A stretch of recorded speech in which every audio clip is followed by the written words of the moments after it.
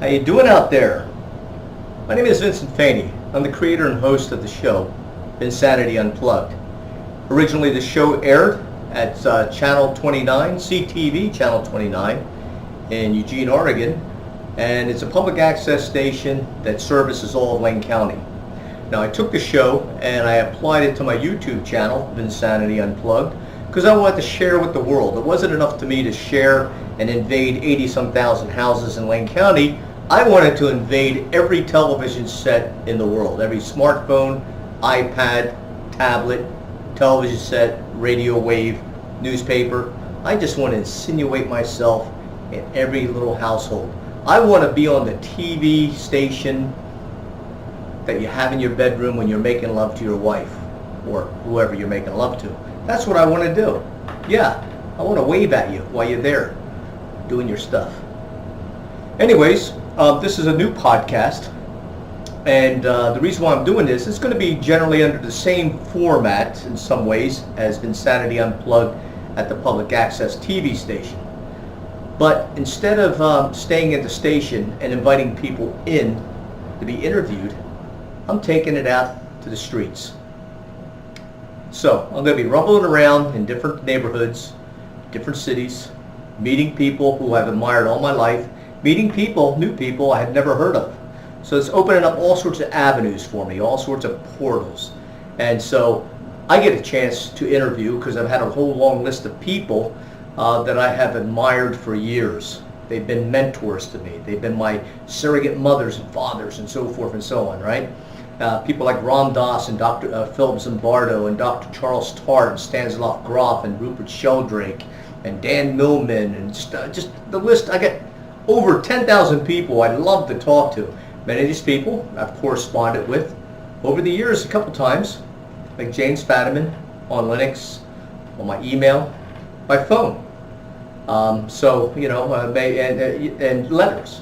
So some of these people I really am anxious and eager, not anxious, eager, a little nervous, but I'm eager to interview them. And I've called some of them up ahead of time saying, I want to talk about your new book, I want to talk about some of your old books that I think have never gone out of style.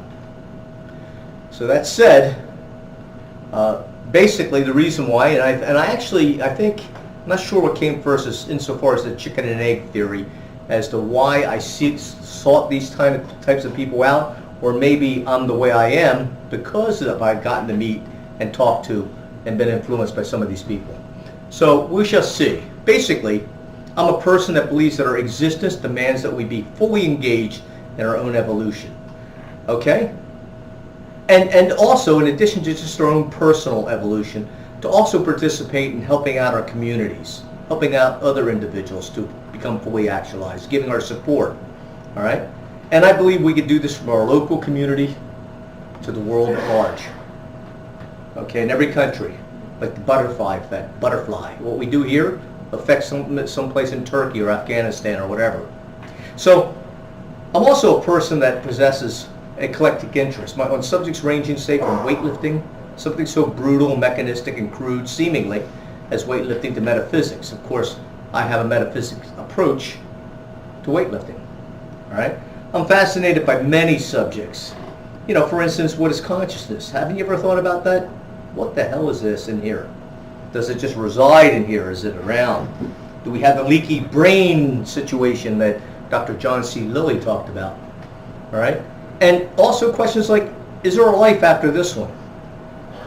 Or did we exist prior to this present incarnation? If you believe in incarnations. Well, we're here now, I think. Did we exist prior to this? Will we exist after we die? Will we go into the unconscious, the great unconscious? Will we resurrect and survive the body, the current body, and keep our identity, and yet be able to tap into other realities if we go into a different planes of existence? Is that what Jesus did, if Jesus did exist? So I think about this stuff. I think about, is there a God? A monotheistic God? Are there gods, different deities, entities? And if so, or if not, do we have like other spiritual opportunities? For instance, what kind of reality would it be if there was no God or entities? Would we float around existing like in the movie Ghost before he's called into heaven, or the other people called into that dark, bad place?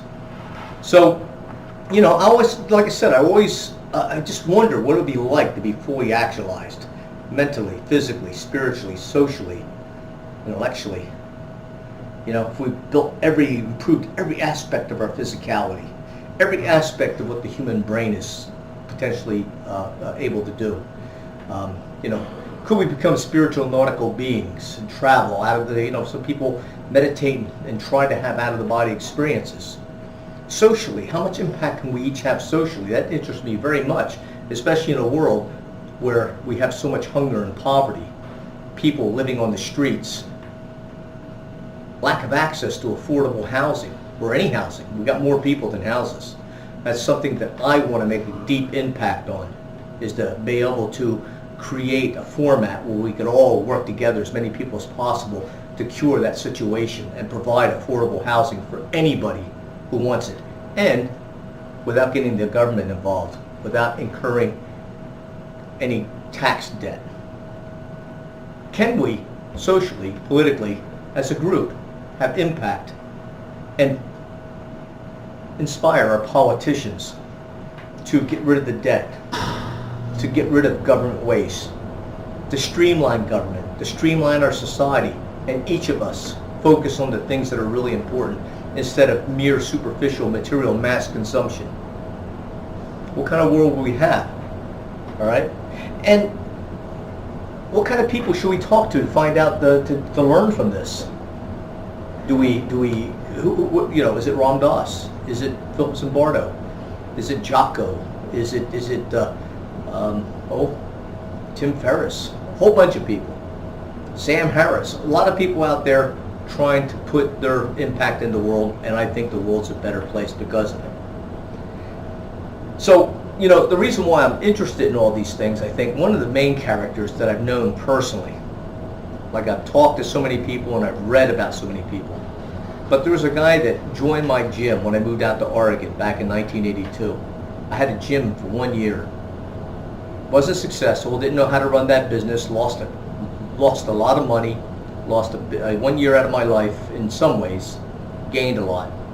This guy came into my gym, and basically he was Australian, and he was a mixed, racially mixed person. He was half Australian Aborigine. Very unique guy, dual citizenship to Australia, United States, and formerly a Navy SEAL.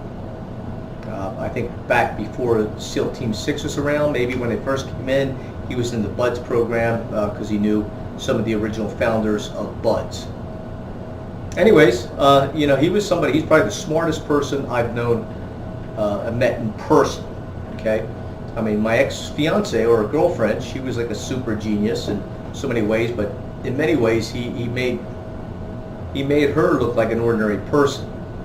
Now, he's a very modest guy, very kept everything under wraps, but always, and one thing that impressed me all the time, a lot of times when the gym was closed, him and I would just share conversations. Many times we go hiking together, or camping trips, and I would just try to pick his brain, because he was kind of like the father I always wanted and never had, like, or that cool uncle, somebody who could live off the land, camp. There was nothing this guy couldn't do, it seemed. He was a master of many, many disciplines, and a jack of all the rest. Although, he would claim he was an average person, he was intensely curious, very motivated, obsessed, and so he worked in every aspect of himself to improve himself. As far as musically, spiritually, the blue-collar trades, industrial trades, the sciences, the languages. And it was his belief that people develop their soul, that we're not just automatically giving souls, and that we die, and that somehow magically our adult, the healthiest adult part of our body goes to heaven, and that we would just live in heaven like that. His whole thing is that there are so many different layers of spiritual realms. This is his theories.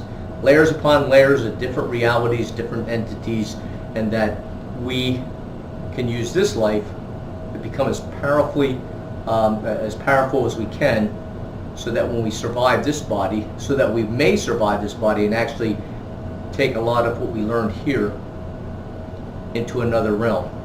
Intriguing. I don't know. I have no idea if it's true because I just don't know.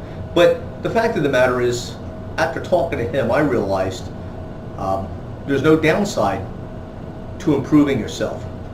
Because at the end of this life, if all we are is worm bait, there's something very exciting about taking on challenges and progressing and learning new things and new skill sets. And it's just so invigorating. And to me, when I see people who merely exist, who merely stuff food in their face and just sleep and watch TV and guzzle beer and fornicate with monotonous regularity, or maybe they schedule once a month with their girlfriend or wife or husband or whatever, to me that's just, I just don't look at that as any existence worthy of anything. I just want to say to these people, what's the point? But when you're progressing, you're improving, you're sharing that joy and that knowledge of other people, and you're moving forward. It's pretty blissful stuff. So that's what I want to share with you, and I want to share and learn from other people. So I got a whole list of people I'm going to be seeing.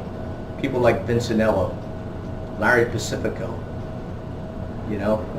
Bill Pearl again, Frank Zane. I met Frank Zane years ago, and years later when I wrote the book Zen and the Art of Resistance Training, I dedicated a chapter to him, and he gave me permission, sent me a picture to put in the book. I want to speak to him before he passes on, and goes and goes someplace magnificent. I don't know. Seems like a lot of my mentors have been dying in the past 2 years, and it's kind of odd because I was like a week away from seeing this one or that one, like Fred Hatfield. Fred Hatfield, he's been one of my heroes forever. We have Rory, Lita Meyer, so many other people. I have Frank's, Dan Millman, Dr. James Fadiman. So all these people, I'll be sharing them with you.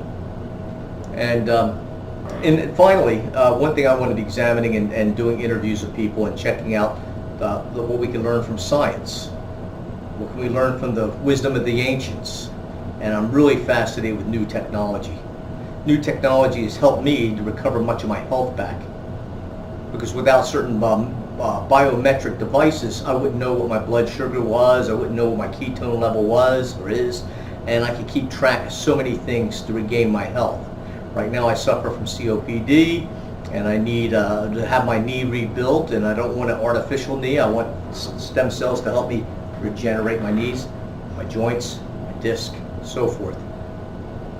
And since I'm through 1/4 of my life and I got another 3/4 to go, I want to be as young and vigorous and healthy as long as possible. Maybe with the new technology, immortal. Wouldn't that be cool? Until I choose to, off myself just so I can pass into some other realm. But that's a choice I'll have to make then. Anyways, join me as I engage on my adventure in the latter years of my life. I think it'll be fun. Thanks.